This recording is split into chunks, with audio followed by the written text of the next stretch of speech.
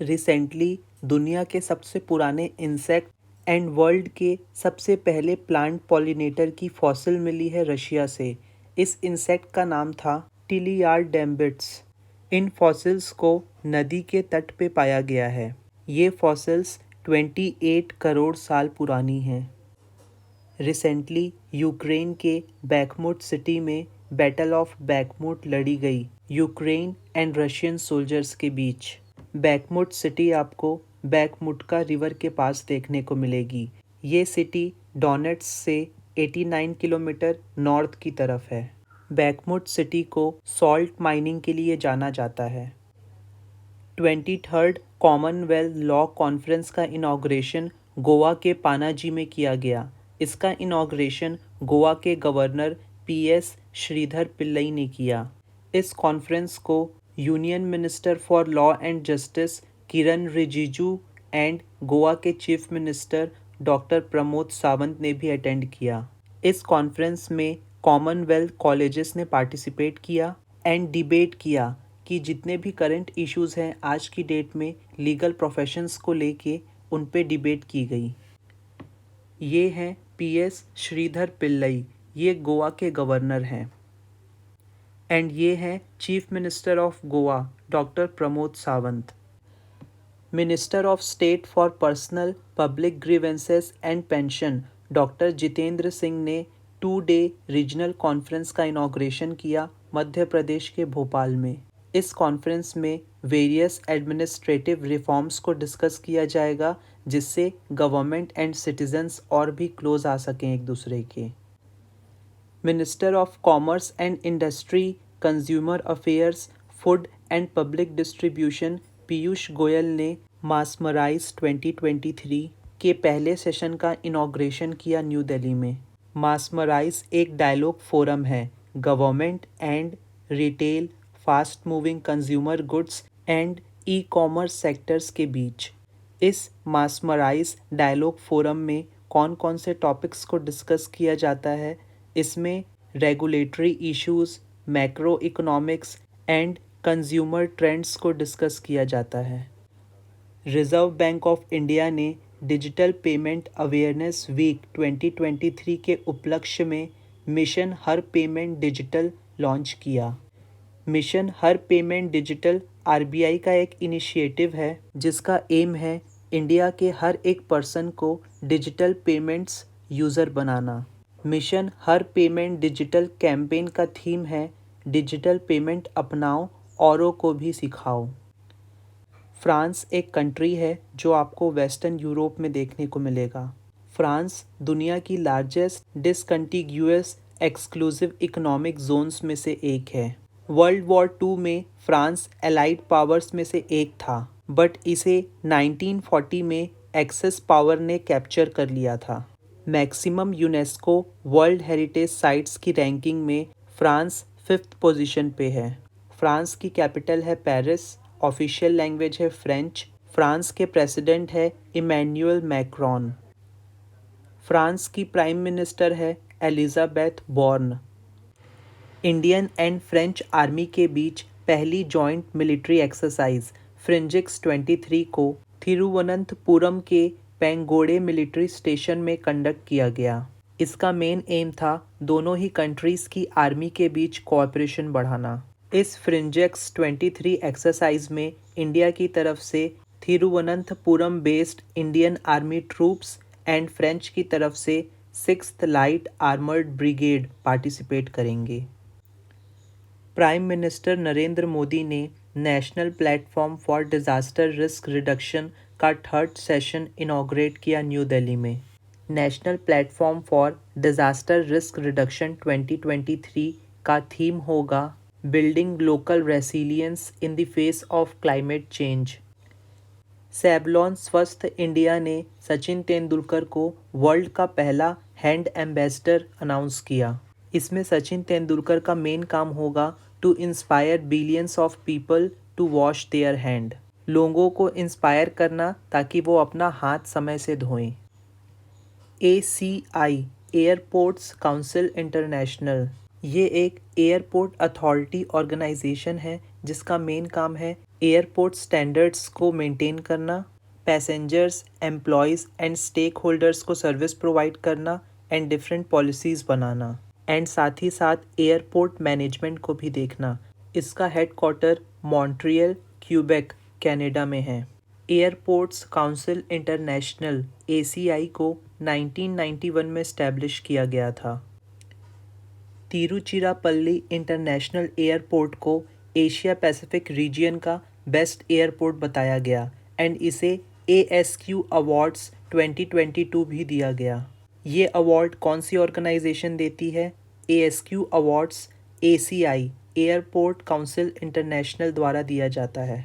Tiruchirappalli international airport को Asia Pacific region का best airport चुना गया अंडर 20 लाख पैसेंजर्स कैटेगरी में। ASQ अवार्ड में ASQ का फुल फॉर्म है एयरपोर्ट सर्विस क्वालिटी।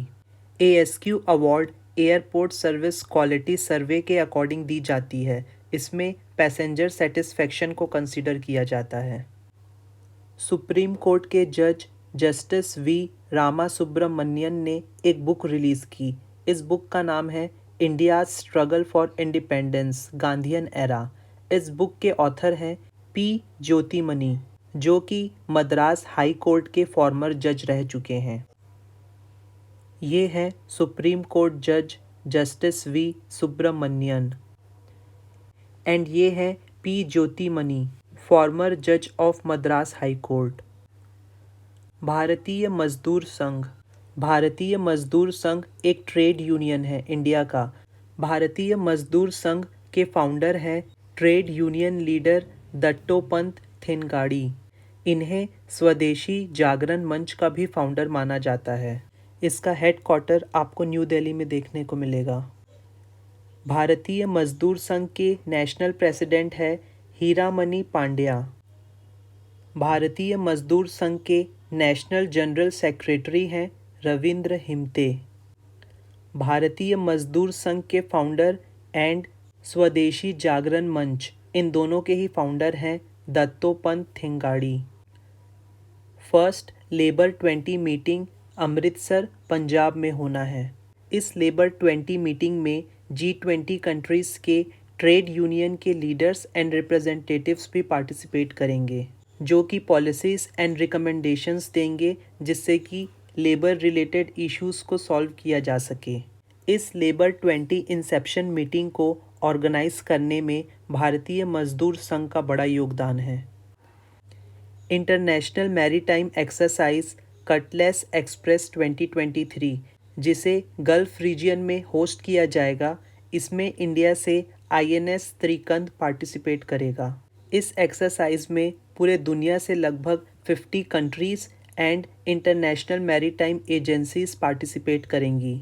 इसका मेन एम होगा इंटरनेशनल मैरीटाइम सिक्योरिटी को एनहेंस करना एंड सी लेन्स को मैरीटाइम कॉमर्स के लिए सेफ बनाना।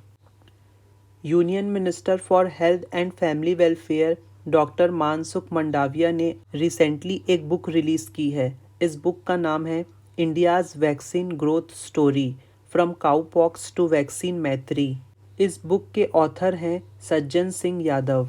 इस बुक में इंडिया के इम्प्रेसिव अचीवमेंट्स को बताया गया है, जो कि कोविड-19 वैक्सीन से रिलेटेड है। उत्तर प्रदेश के आगरा सिटी में 2 दिन का मिलेट महोत्सव ऑर्गेनाइज किया गया है। इसे ministry of food processing industries ने ऑर्गेनाइज किया था। इस इवेंट का inauguration minister of state for law and commerce SP Singh Baghel ने किया था। उत्तर प्रदेश पूरे इंडिया में सबसे बड़ा प्रोड्यूसर है फूड ग्रेन्स का। पूरे इंडिया का 18.89% फूड ग्रेन्स उत्तर प्रदेश में प्रोड्यूस होता है। ये हैं minister of state for law and justice SP Singh Baghel. Joint working group on aircraft carrier technology cooperation, इसकी 6th मीटिंग इंडिया में ऑर्गेनाइज की गई। इसे Indo US defence technology and trade initiative के अंडर बनाया गया था। इसकी मीटिंग न्यू दिल्ली में की गई। मध्य प्रदेश के चीफ मिनिस्टर शिवराज सिंह चौहान ने न्यू डिस्ट्रिक्ट बनाने का अनाउंसमेंट किया है। इस नए डिस्ट्रिक्ट को रीवा डिस्ट्रिक्ट से तोड़कर बनाया जाएगा एंड इस नए डिस्ट्रिक्ट का नाम होगा माऊगंज। ये मध्य प्रदेश का 53rd डिस्ट्रिक्ट होगा। इस नए माऊगंज डिस्ट्रिक्ट में 4 तहसील आएंगे: माऊगंज, हनुमाना, नायगढ़ी एंड देवतलाब। संतोष ट्रॉफी ये एक state level national football competition है जिसमें state associations and government institutions participate करते हैं। इसे AIFF all India football federation के अंडर ऑर्गेनाइज किया जाता है। संतोष ट्रॉफी का नाम former president of Indian football association sir Manmatha Nath Roy Chowdhury, जो कि संतोष के महाराजा थे, उनके नाम पे इस ट्रॉफी का नाम पड़ा। वेस्ट बंगाल अब तक मैक्सिमम टाइटल्स जीत चुकी है, 32 टाइटल्स, एंड इस साल की करंट चैंपियन है कर्नाटका, जिसने अब तक 4 टाइटल्स जीते हैं। ये हैं सर मनमाथा नाथ रॉय चौधरी, महाराजा ऑफ संतोष, जिनके नाम पे संतोष ट्रॉफी नाम पड़ा। इस साल की 76th नेशनल फुटबॉल चैंपियनशिप, जिसे हीरो संतोष ट्रॉफी भी कहते हैं, इसकी विनर है कर्नाटका, जिसने फाइनल में मेघालय को हराया। इसका final match king Fahad international stadium Riyadh में खेला गया, जो सऊदी अरेबिया में है। वेट लिफ्टर मीराबाई चानू ने 2022 का BBC Indian sportsman of the year का अवार्ड जीता एंड ये पहली इंडियन एथलीट बन चुकी हैं जिन्होंने लगातार 2 बार इस अवार्ड को जीता है। 2021 में भी इन्होंने इस अवार्ड को जीता था। बॉक्सर नीतू घेंगस को BBC emerging player of the year चुना गया। CGA controller general of accounts. Controller general of accounts एक प्रिंसिपल अकाउंटिंग एडवाइज़र होता है जो कि एडवाइस करता है गवर्नमेंट ऑफ इंडिया को। इंडियन कॉन्स्टिट्यूशन के आर्टिकल 150 के under annual appropriation account and union finance accounts, इन दोनों को ही पार्लियामेंट में सबमिट करना होता है। Appropriation account and finance account, इन दोनों का मेन डिफरेंस क्या है?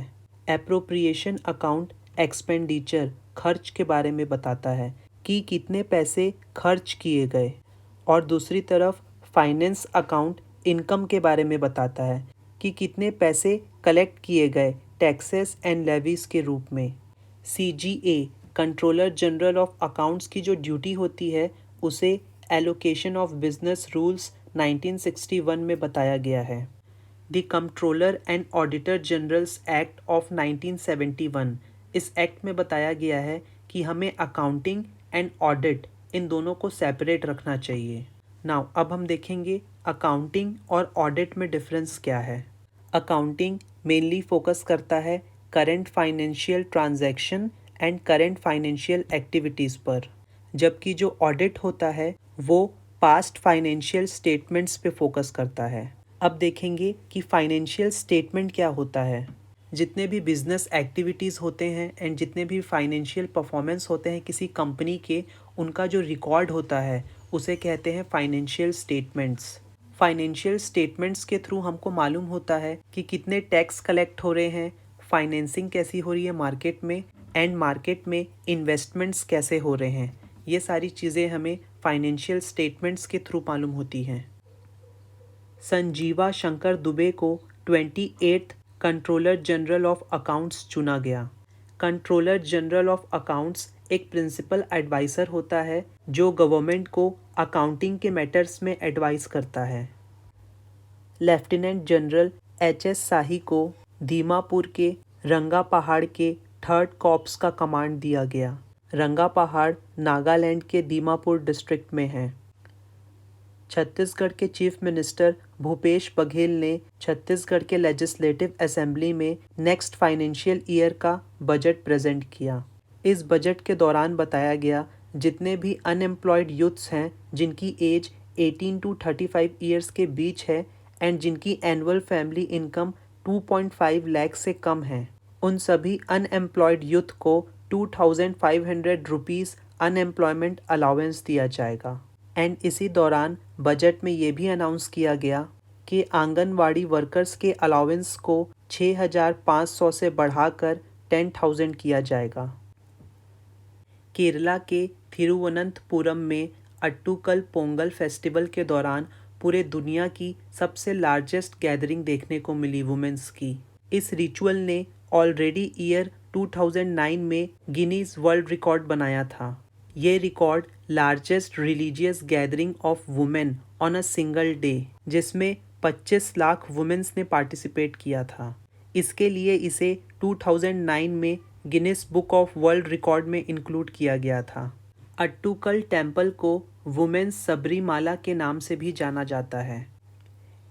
नेशनल फार्मेसी एजुकेशन डे के ओकेशन पे डॉक्टर भारती प्रवीण पवार, जो कि minister of state for health and family welfare हैं, इन्होंने फार्मा अन्वेषण 2023 का इनॉग्रेशन किया। इसके साथ ही इन्होंने फार्मेसी काउंसिल ऑफ इंडिया के one stop non stop digital job portal को भी लॉन्च किया। National pharmacy education day professor M L. Shroff के बर्थ एनिवर्सरी के दिन मनाया जाता है। एम.एल. श्रॉफ को father of pharmacy education of India के नाम से जाना जाता है। ये हैं प्रोफेसर एम.एल. श्रॉफ। इन्हें इंडिया में फादर ऑफ फार्मेसी एजुकेशन के नाम से जाना जाता है। इंडियन नेवी ने MRSAM medium range surface to air missile की सक्सेसफुल फायरिंग की इंडियन नेवल शिप विशाखापट्टनम से। Medium range surface to air missile MRSAM एक high response, quick reaction and vertically launched supersonic missile है। इसका इस्तेमाल मेनली दुश्मन के एरियल थ्रेट्स को न्यूट्रलाइज करने में किया जाएगा। ये एरियल थ्रेट्स कोई भी हो सकते हैं, मिसाइल्स, एयरक्राफ्ट, गाइडेड बॉम्ब्स या हेलीकॉप्टर। दिल्ली एयरपोर्ट को one of the best and cleanest airport का टैग दिया गया एशिया पैसिफिक रीजियन में इंटरनेशनल ग्रुप ACI द्वारा। इंदिरा गांधी इंटरनेशनल एयरपोर्ट ने airport service quality best airport award 2022 जीता है। ये अवार्ड इसने 40 करोड़ से कम पैसेंजर्स की कैटेगरी में जीता है। लेटेस्ट ATP रैंकिंग्स के अकॉर्डिंग लॉन टेनिस के नंबर 1 प्लेयर हैं नोवाक जोकोविक, जिन्होंने अब तक 22 ग्रैंड स्लैम टाइटल्स जीता है। इस ATP रैंकिंग्स में सेकंड पोजीशन पे हैं Carlos Alcaraz and third position पे हैं स्टेफनोस सिसिपास। इसरो ने गगनयान पायलट और apex cover separation ACS parachutes इन दोनों के लिए एक टेस्ट किया। इस टेस्ट का नाम था rail track rocket sled deployment test. ये टेस्ट चंडीगढ़ के टर्मिनल बैलिस्टिक्स रिसर्च लेबोरेटरी में कंडक्ट किया गया। इन पायलट पैराशूट्स का इस्तेमाल गगनयान मिशन में किया जाएगा। बॉम्बे स्टॉक एक्सचेंज और यूनाइटेड नेशन वुमेन्स इंडिया इन दोनों ने मिलकर एक नया प्रोग्राम लॉन्च किया। इस प्रोग्राम का नाम था फिन एम्पावर एंड इसे बॉम्बे स्टॉक एक्सचेंज में लॉन्च किया गया। इस प्रोग्राम का मेन एम होगा वुमेन्स को फाइनेंशियल सिक्योरिटी के लिए एम्पावर करना। इसके साथ ही एक जेंडर इक्वालिटी सेरेमनी भी ऑर्गेनाइज की गई जिसका नाम था ring the bell. Union education minister Dharmendra Pradhan ने IIT मद्रास में इलेक्ट्रॉनिक सिस्टम्स में 4 साल के बैचलर ऑफ साइंस डिग्री को लॉन्च किया। ये bachelor of science degree in electronic systems एक नया ऑनलाइन कोर्स होगा। जनरली IIT के किसी भी कोर्स में एडमिशन लेने के लिए आपको JEE जॉइंट एंट्रेंस एग्जामिनेशन देना होता है, मगर इस ऑनलाइन कोर्स के लिए आपको ये एग्ज़ाम नहीं देना होगा। कैंडिडेट्स डायरेक्टली एडमिशन ले सकते हैं ऑनलाइन। इंटरनेशनल वुमेन डे हर साल 8 मार्च को सेलिब्रेट किया जाता है। इस साल का थीम था एम्ब्रेस इक्विटी और #एम्ब्रेस इक्विटी।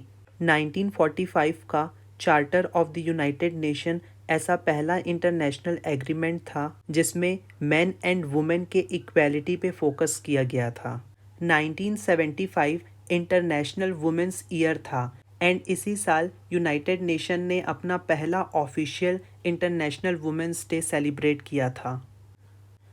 आज के ही दिन 1871 में इथोपियन एम्परर योहानिस ने इजिप्शियंस को हराया था बैटल ऑफ गुरा में।